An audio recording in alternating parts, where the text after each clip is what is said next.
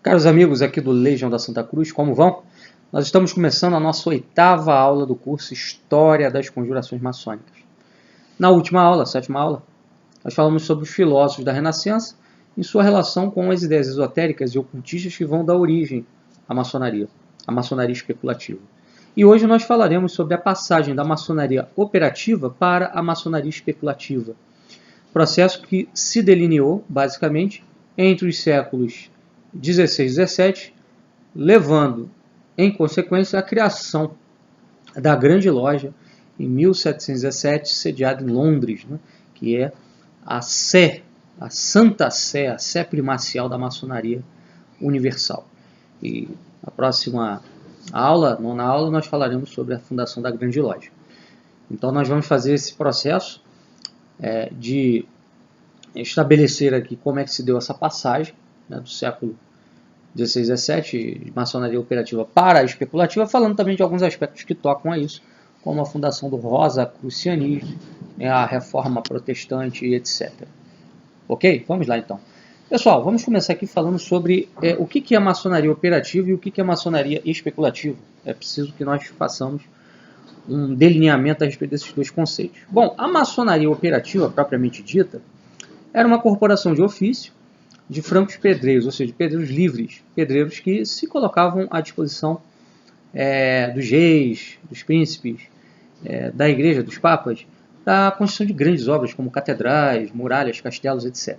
Sabemos que no fim da Idade Média nós tivemos um boom arquitetônico na Europa e essa casta dos pedreiros realmente ganhou uma importância muito grande. E aí foram criadas as corporações dos pedreiros ou as franco-maçonarias. As franco-maçonarias, as corporações de pedreiros, elas tinham isenções legais. Por exemplo, ali dentro, as discussões que eram feitas entre os pedreiros e a passagem de conhecimento de um para o outro, ela era livre de qualquer interferência da igreja, até para poder preservar o segredo profissional e garantir o ganho desses membros das corporações de pedreiros. Só que com o passar do tempo, o que acontece é que elementos esotéricos foram se infiltrando na maçonaria operativa, como nós já falamos nas aulas anteriores, isso por uma série de razões. Elementos templários também se envolveram com o esoterismo, acabaram penetrando nessas corporações para se protegerem, e de maneira que ali no século XV, essas corporações estavam repletas não só de pedreiros, de profissionais, mas também de filósofos, de pensadores, que pensavam numa linha completamente oposta à da Igreja Católica. Então isso se tornou um caldeirão de novas ideias, esse meio se tornou um caldeirão de ideias revolucionárias que vão acabar dando no Renascimento, ideias que reuniam elementos de alquimia, ocultismo, hermetismo, etc. e tal, até que você vai ter como fruto disso tudo a Renascença, nós vimos na última aula. Então, a partir do século XV, a maçonaria vai deixando cada vez mais o seu lado operativo e vai ganhando um lado especulativo, ou seja, um lado filosófico, um lado ocultista, um lado esotérico. Perfeito? E isso vai criar uma série de mudanças, como a gente viu, sociais, políticas, culturais. O grande objetivo desses pensadores especulativos e esoterizados que faziam parte das corporações, das maçonarias, e começavam a escrever obras que iam numa linha oposta àquela que a igreja havia ensinado na Idade Média em relação a tantos assuntos. O grande objetivo era criar uma nova civilização, era construir uma nova civilização. Daí a ideia do maçom como pedreiro, como construtor. Não só construtor de monumentos, mas construtor de uma sociedade, uma civilização. De maneira que vão surgir, nesse meio especulativo, duas linhas diferentes. Aí já no finzinho do século XV, início do século XVI. Uma linha mais moderada, que pensava em fazer essa reforma civilizacional de forma gradual e através de uma síntese entre catolicismo, platonismo, hermetismo, cabalismo e etc. Essa era a linha, por exemplo, defendida por Pico della Mirandola, Erasmo de Roterdã, que queriam fazer uma síntese entre catolicismo e racionalismo renascentista. E tinha uma linha mais radical, que é a linha que vai dar origem ao rosacrucianismo, que é a linha que vai levar à reforma protestante, né? Que eram aqueles pensadores especulativos que queriam a derrubada da Igreja Católica, né, a destruição da Igreja e a constituição de um novo cenário religioso para que isso pudesse promover, né, uma nova era onde a liberdade de pensamento, a liberdade de ideias viesse a existir, e aí essas teses, né, esotéricas pudessem ser levadas ao público, né, de uma maneira evidentemente disfarçada, né, sob a capa de filosofia, de ciência, etc. E, enfim, essas duas linhas elas vão se encontrar aí no século XVI, tá? E elas vão ser responsáveis por uma série de fenômenos. A Reforma Protestante, né, o humanismo, enfim, uma série de novas ideias que vão permear a cultura, vão ser fruto disso tudo. Então, primeiro, eu gostaria de falar aqui sobre essa linha moderada, né, que é a linha, como eu falei, de Pico della Mirandola, Erasmo de Roterdã e etc. Mirandola, por exemplo, ele se destacava pelo fato dele tentar uma síntese entre cabalismo e catolicismo. Então, Mirandola acreditava que era possível conciliar a ideia de magia hermética, de cabala, com os preceitos católicos. Tá? Ele acabou tendo algumas de suas teses, algumas de suas ideias condenadas pela Inquisição. Tá? Nem todas foram condenadas, mas muitas foram, né? As mais avançadas. No entanto, isso não impediu que um caldo de cultura fosse criado ali na Itália e que viesse a dar como resultado disso tudo, né, o surgimento de uma organização chamada Colégio Invisível. Há vários historiadores que falam dessa organização como sendo uma organização internacional de sábios que queriam justamente promover essa ideia de liberdade de pensamento. Tá? Um desses sábios aí a se destacar, e que fazia parte desse organismo, né, Colégio Invisível, era o Erasmo de Roterdã. Erasmo de Roterdã que vai escrever várias obras tentando conciliar o humanismo com o catolicismo, tentando conciliar as exigências da razão natural, do naturalismo, com o catolicismo.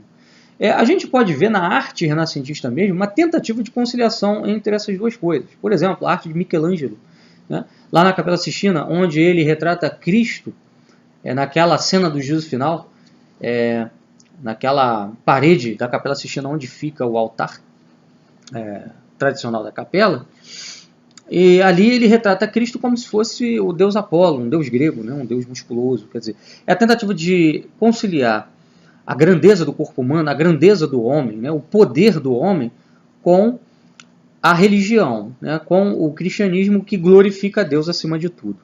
Então, essa linha média aí, ela acabou dando origem a esse Colégio Invisível, que era um agrupamento de sábios que tentava influenciar a igreja no sentido de uma renovação, né, do pensamento, uma abertura, né, para as teses platonistas da Renascença mais avançadas, etc. e tal. Agora, nem todos os pensadores depositavam uma confiança em que isso ia dar certo. Né? Algumas linhas dentro do Colégio Invisível imaginavam que era necessário uma quebra, né, do sistema medieval, eclesiástico, teocêntrico, católico, e para isso você precisava avançar aí no sentido de uma reforma religiosa, ou seja, de uma quebra mesmo da unidade religiosa da Europa. Né? Só assim você poderia avançar novas ideias no campo social, no campo cultural. E aí é que vem a reforma protestante. Evidentemente que aqui a gente não está dizendo que a reforma protestante se deve a uma conjura esotérica pura e simplesmente. A reforma protestante ela é um complexo de fatos e de causas também. Né? Nós podemos citar aqui algumas delas, algumas causas que foram decisivas para a reforma. Né? Uma delas é a própria crise moral vivida pelo clero na época, né? Final do século XV, início do século XVI, a maioria dos papas eram homens muito mais dedicados à política do que à religião. Caso aí do Papa Júlio II, Alexandre VI, etc. Muitos desses papas levavam uma vida de fornicação, tinham amantes, tinham filhos, isso é sabido. A maioria dos bispos vivia como príncipe, como senhores feudais, né, levando uma vida palaciana, de luxo, de banquete, de caçadas, né, pouco preocupados com a religião, com a salvação das almas, etc. Chegou-se ao ponto até mesmo de a ignorância do clero ser tão grande que havia padres na época, como diz o historiador Edward MacNaughton, que nem o Pai Nosso sabiam recitar em latim. Não é? Ou seja, os cargos eclesiásticos viraram fonte de renda. Então, muitos homens poderosos, nobres, burgueses, compravam esses títulos eclesiásticos para os seus filhos, porque isso garantia não só o acesso a um cargo, né, dentro da igreja, mas também garantia, assegurava, né, uma fonte de rendas, de dízimos e etc. Tá? Então essa era a situação do clero, né, crise moral muito grave. Por um outro lado, nós tínhamos também aí a ascensão da burguesia, com a sua moral usurária, né, a busca do lucro como fim da atividade econômica. E a igreja condenava esses excessos de amor, né, de avareza, né, de amor pelo dinheiro, da parte da burguesia, né, continha os impulsos de usura. E a possibilidade de você romper com a Igreja Católica e fundar, né, seitas protestantes como, por exemplo, o calvinismo, entre outras, que asseguravam maior liberdade econômica à burguesia, né, no que tange a lucros e juros, era uma vantagem também. Né? Então, boa parte da burguesia viu na reforma uma base para poder se livrar da moral católica. Né? Por outro lado, muitos príncipes, sobretudo no norte da Europa, queriam se apossar dos feudos da igreja. Reis também estavam concentrando seu poder no processo de absolutização do poder real, precisavam de terras, e para isso o ideal seria romper com a Igreja Católica, confiscar as terras do clero, né, dos mosteiros, né, do Papa, né, para que você aumentasse o patrimônio real e assim você pudesse sustentar, né, a formação de uma burocracia. Então, vários fatores contribuíram para a reforma. Né? A ideia também, como diz o Jean Delumeau, de uma salvação fácil, o século XVI era um século do medo. O Jean Delumeau, um historiador muito importante, fala sobre isso, né? Ou seja, o medo do turco, porque o Império Turco estava à beira, às portas da Europa, o medo da peste negra, que matava milhares de pessoas, o medo da fome, que era a consequência da peste, das guerras, etc. Guerras cada vez mais generalizadas por conta de um processo de absolutização do poder real, né, de disputa por fronteiras, disputa por ducados, por terras que eram, vamos dizer assim, reivindicadas pelo rei da França, ao mesmo tempo pelo duque de Milão, pelo, enfim, rei da Inglaterra, etc. Então as guerras também ampliavam, né, o clima de violência e de morte na Europa. Né? Enfim, tudo isso criava um caldo que gerava um medo, um temor do juízo também, do juízo final. Né? A própria crise da igreja trazia um temor do juízo final, que no século XV havia sido anunciado, se não estou enganado, por São Vicente Ferrer, em várias pregações, né? O juízo final está próximo, se preparem, busquem a salvação porque o anticristo vai chegar. Então tinha esse clima na Europa, né? De chegada iminente do anticristo, de chegada iminente do juízo final. Então muita gente estava procurando realmente assegurar sua salvação a qualquer custo. Aproveitando-se disso, o monge Tetzel começou a vender indulgências, prometendo a salvação a quem as comprasse, né, abusando do direito da igreja, que confere, sim, a possibilidade de o fiel obter indulgências, mas não da maneira que Tetzel estabelecia. E, por outro lado, começaram a surgir pregadores como Lutero, né, que ofereciam a salvação a preço baixo, a baixo custo. Ou seja, a salvação só pela fé, sem necessidade das obras, sem necessidade de práticas de piedade, etc. A salvação é única e exclusivamente pela confiança no Salvador. Né? Então isso tudo vai levar muita gente a aderir à reforma protestante. Agora, houve, evidentemente, da parte desse colégio invisível e da parte dessas maçonarias já estavam se tornando especulativas, o interesse também em financiar líderes protestantes nesse sentido. Né? Esses movimentos, geralmente, eles precisam de muito dinheiro, né? Porque esses líderes precisam fundar igrejas, precisam tomar terras, precisam ter acesso a recursos que sustentem a sua atividade, publicação de livros, etc. Então, esse pessoal que era ligado ao Colégio Invisível e às maçonarias que estavam se tornando especulativas, né, esse pessoal tinha contato com mecenas que patrocinavam essas novas ideias. Né? Ali na Itália a gente vê isso claramente na época da Renascença. Vários desses pensadores como Pico, como Marcílio Ficino, eles eram financiados por burgueses que tinham interesse nessas novas ideias. Então eles vão buscar apoio nessa rede que eles tinham, justamente para poder financiar o processo de reforma na Europa, em várias frentes, na França com os huguenotes, na Alemanha com Lutero, né, na Inglaterra com Henrique VIII e assim por diante, perfeito?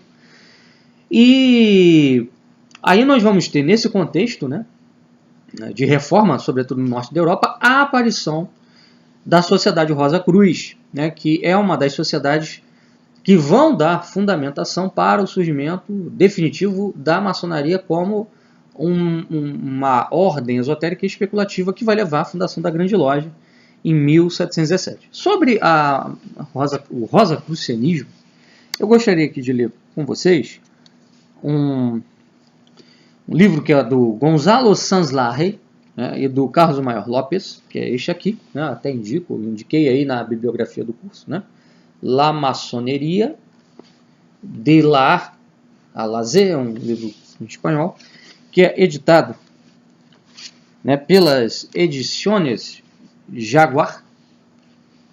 Se eu não estou enganado, é uma editora espanhola, ok? Mas você consegue trazer esse livro da Argentina, do Uruguai. Você encontra facilmente em livrarias, em bibliotecas na Argentina ou no Uruguai, até, se for o caso, você pode importar, né? Não fica muito caro. Eu comprei quando estive na Argentina. E, enfim, então, aqui ele tem um verbete, né, nesse livro, que é um dicionário, né, sobre temas maçônicos. Esses dois autores são autores muito respeitados, né? Um é historiador, o outro é literato, conhecem muito sobre esse assunto. E aqui tem um verbete, que é o verbete rosacrucianismo. Vamos lá. Eles dizem assim, né, a origem dos Rosacruzes apontam para diferentes causas em relação à sua fundação. Para alguns, essa origem está no antigo Egito, com o faraó Akenaton, aquele que apraz a Atom, né, segundo algumas traduções, e que representaria o Deus solar e único.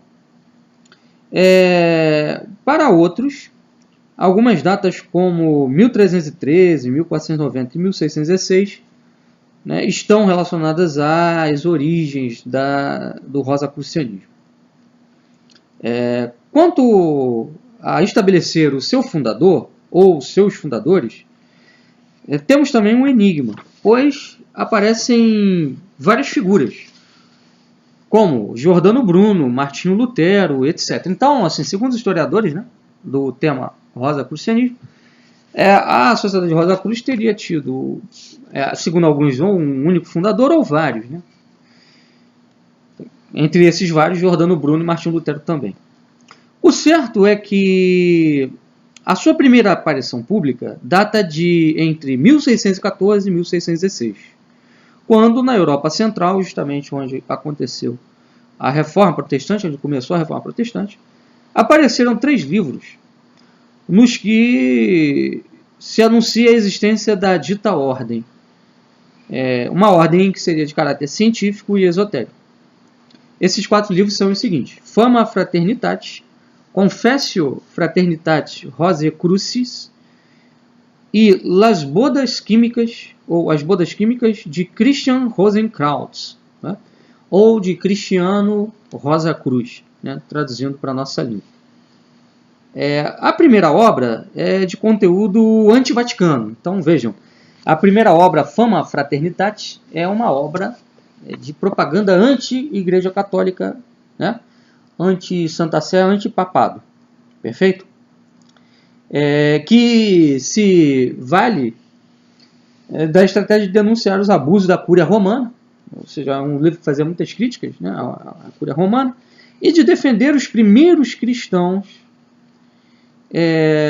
E também inclui, além disso, uma biografia do tal Christian Rosenkrantz. Então, segundo esse primeiro livro, Fama Fraternitatis, né, a Sociedade Rosa Cruz seria uma restauração, né, daquilo que era o pensamento dos cristãos primitivos. Ora, isso aqui tem tudo a ver com a ideia luterana, né, protestante, que é a ideia de você deixar de lado as corrupções da Roma católica e voltar lá às origens do cristianismo.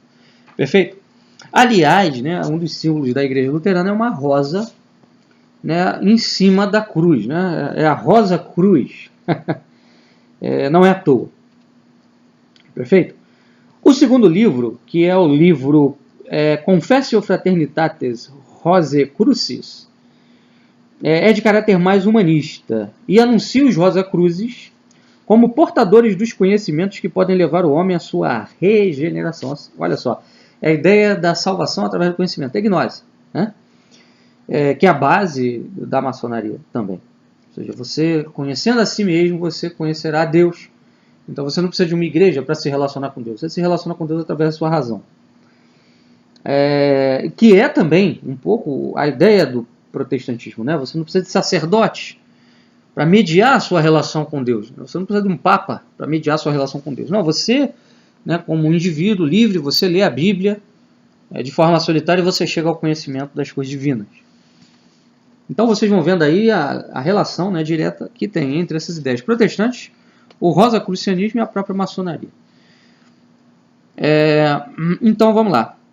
Nesse livro também se fala abertamente do presumido líder da ordem, o tal Cristiano Rosacruz, ou Christian Rosenkrantz, como preferir, que teria nascido em 1378 nas margens do rio Reno e internado na idade de 4 anos em um mosteiro, onde teria aprendido diversas línguas e também artes mágicas. Então, segundo conta a lenda de Christian Rosenkrantz, ele teria aprendido o esoterismo num mosteiro.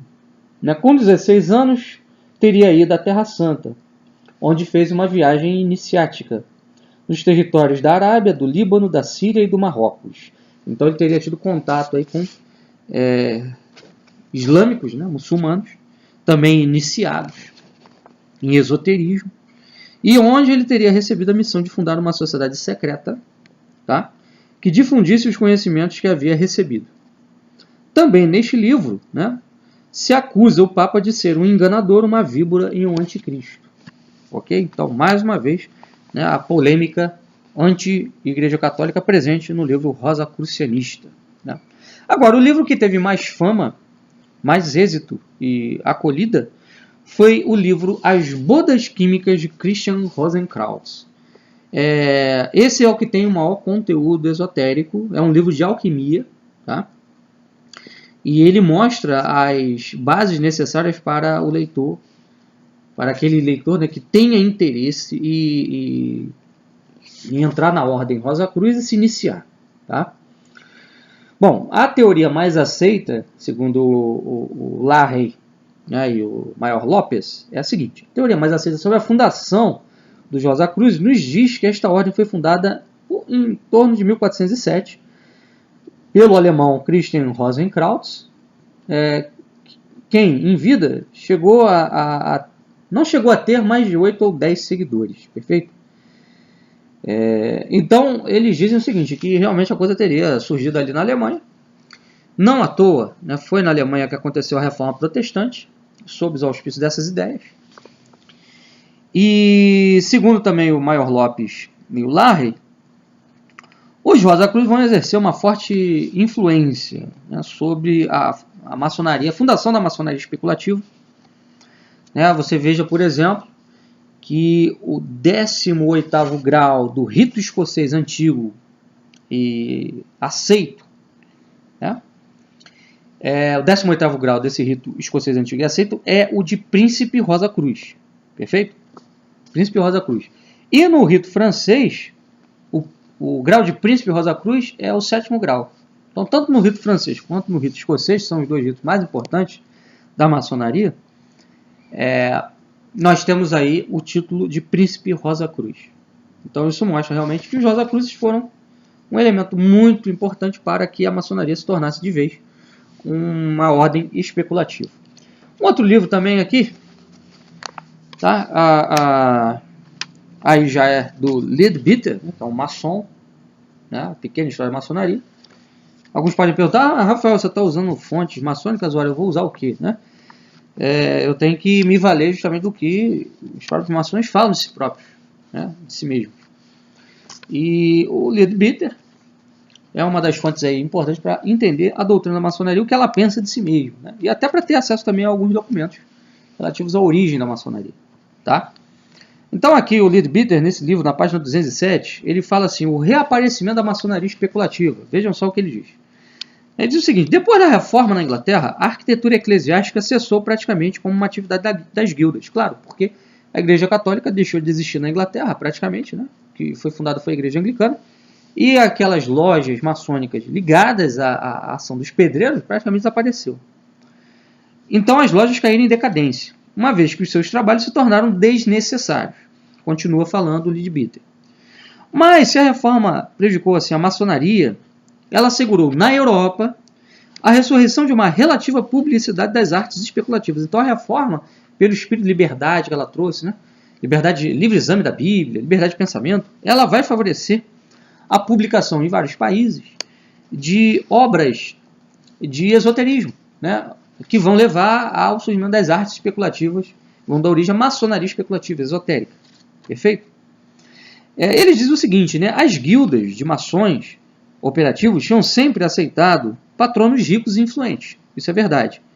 E não havia nada de novo na introdução de maçons teóricos nas lojas. Então, assim, desde o início das guildas, havia, assim, pessoas que entravam nessas lojas para estudar as técnicas de construção sob um viés esotérico. Mas era uma minoria. Era uma minoria. Só que isso foi se tornando a maioria a partir do século XVI e XVII. Alguns chegaram a negar a possibilidade da existência de qualquer maçonaria especulativa antes do Renascimento. Mas a especulação era mais uma regra do que exceção em todas as guildas, e não apenas nas maçônicas. E naquela época devocional se podia notar operários de todas as profissões emprestando sentido moral aos seus instrumentos de trabalho. Bom, isso é verdade. De fato, haviam muitos estudiosos que entravam nas guildas justamente para estudar, né, essas técnicas de construção sob um viés científico, moral. Só que depois a coisa foi ganhando realmente um caráter esotérico e foi tomando a proporção que vai tomar, né, com a fundação da Grande Loja em 1717, onde ali, na verdade, não é que a maçonaria especulativa surge ali, né, ela já estava estabelecida desde o finalzinho do século XV, mas ela vai se oficializar, vai se consolidar a partir desse momento, né, 1717, desculpa, vai ser a oficialização da maçonaria especulativa, ou seja, a maçonaria deixa de ser de vez uma sociedade operativa de pedreiros, de profissionais de construção e passa a ser uma sociedade de filósofos, de pensadores que querem fazer o trabalho da construção, mas não da construção no sentido físico da coisa, no sentido ideológico. Tá? E aí, evidentemente, que a maçonaria vai virar de vez uma sociedade esotérica, onde ela vai reunir livres pensadores ali da época da Renascença, ou estimulados por ideias da Renascença, protestantes, católicos que queriam fazer uma síntese entre catolicismo e humanismo, elementos também ligados a cultos satânicos explícitos, né? Também no século XV você vai ter uma onda, 15, 16, 17, uma onda de satanismo na Europa muito forte, né? Magia satânica, etc., né? Práticas de invocação do demônio, sabás negros, etc. Então todo esse pessoal, esotéricos, livres pensadores, filósofos, satanistas, hermetistas, vão entrar dentro da maçonaria e vão transformá-la numa sociedade que vai se unir em torno de um objetivo, destruir a Igreja Católica, né, que era o grande empecilho para que esse pessoal tomasse o poder político, social e cultural. Além desses elementos, tinham também os elementos templários, né, que tinham fugido para Portugal ou para a Escócia. Na Escócia, esses elementos fundaram a Ordem de Eredon, esses elementos templários que eram esotéricos, e eles vão jurar vingança, né, contra o Papa, contra a ordem estabelecida pela Igreja, que era uma ordem baseada no absolutismo régio, né, na aliança dos reis com a Igreja, né, numa sociedade sacral, como era a sociedade moderna ali dos séculos XVI e XVII. Então eles vão jurar de se vingar, né, contra a Igreja e contra a sociedade que ela havia criado. Então daí é que vão começar a surgir as ideias iluministas, que no século XVIII vão trazer como consequência, né, os anseios por uma revolução geral, né, no campo da política, da sociedade, da cultura, do conhecimento, dos hábitos, né, da moral, etc. E aí a gente vai depois As próximas aulas falar justamente sobre o papel do iluminismo, Revolução Francesa, o papel das revoluções, da maçonaria nessas revoluções, né?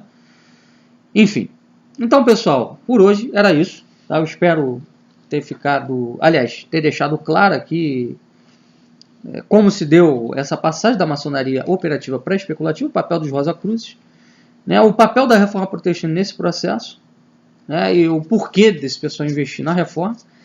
Né, o objetivo era só um, destruir a hegemonia da Igreja Católica e abrir o caminho para uma nova época. Quer dizer, o fim visado não era a reforma em si, não era o protestantismo em si, mas sim abrir caminho para uma nova época que vai ser a época justamente do iluminismo e das revoluções. Ok? Pessoal, até a próxima, fiquem com Deus, um abraço.